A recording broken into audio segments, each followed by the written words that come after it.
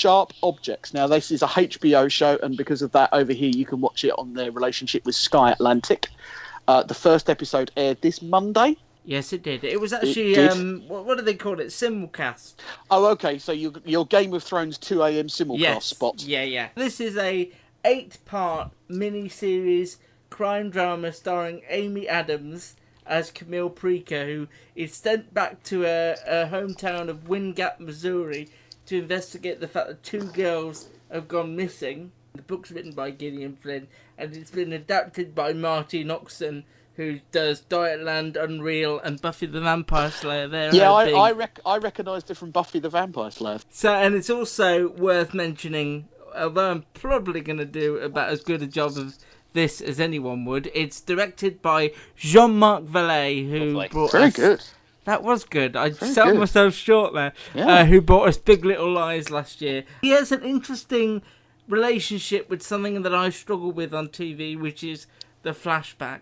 What he is able to do with the flashback is make somebody like me, who is anti-flashback, really feel engaged with them, because he just shows you little looks at Amy Adams's or Camille's previous life in Wind Gap, where you're not sure what it's alluding to, you're not sure why she's uncomfortable going there, but he just shows you little snaps of her life before that make you quite interesting. It's something he did in Big Little Lies as well. Amy Adams, as I said, goes back to this Wind Gap. It's a small town where everyone knows each other. I would say that is a number 3 sort of similarity to Big Little Lies. I suppose so. Yeah, everyone knows. Yeah, everyone knows each other's business. Yeah. She is quite happy to have escaped Wind Gap, and when she goes back, it sort of spreads around that she's back. She has a sort of a weird relationship with her mum, played by Patricia Clarkson, who lives in this lavish house with a maid and a new husband and new daughter. And we get flashes of a young Camille in her old bedroom with, I don't know if it's a sister or a friend or I got something. the impression it was a sister. Who eventually dies. We see her funeral and how upset Camille is by that. And her mother's not happy about her being there in her capacity as a journalist. She doesn't want her town, her place, being raked over for the rest of America to Have you mentioned know why about. She's there? Yes, the 2 girls gone missing. Yeah, I did mention that. So that's really it. But when the story kicked in, and particularly my favourite scene, where she's chatting to the dad of the first girl to go missing, I was really intrigued. And we've seen a lot of tortured souls on TV. They are perhaps my least favourite TV characters to spend time with. But Amy Adams does this really well. I'm really intrigued by her relationship with Patricia Clarkson. I really like the small town feel. And I just felt like I was in good hands watching it. I think there are a couple of TV shows that I would say that it's echoed. I think the first, ironically, is True Detective, because it's got that very slow southern style, which was a big feature of the first season of True Detective, which is the good one, in my opinion. And I think the cinematography, I think the camera work and the background work is amazing. You know, we talk about pacing quite a lot in TV shows. You know, this was just over an hour, I think, wasn't it? Or, yes. Just over an hour. And I don't really feel like much happened in the first episode. You know, you got quite a bit of plot, but not much action took place. But certainly at no point was I ever looking at the clock. At no point was I thinking, God, this is dragging a bit.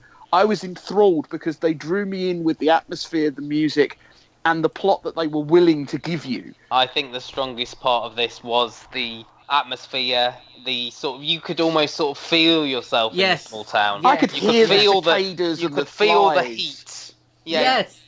You could feel that sort of like claustrophobic atmosphere through, I think, Amy Adams' performance. I mean, it reminded me of like a Tennessee Williams play once she got to the house with Patricia Clarkson. I mean, this is a character that you can imagine in a Tennessee Williams play. Yeah. It's a character you can imagine Betty Davis playing in like the 1960s or a Jane Pickford.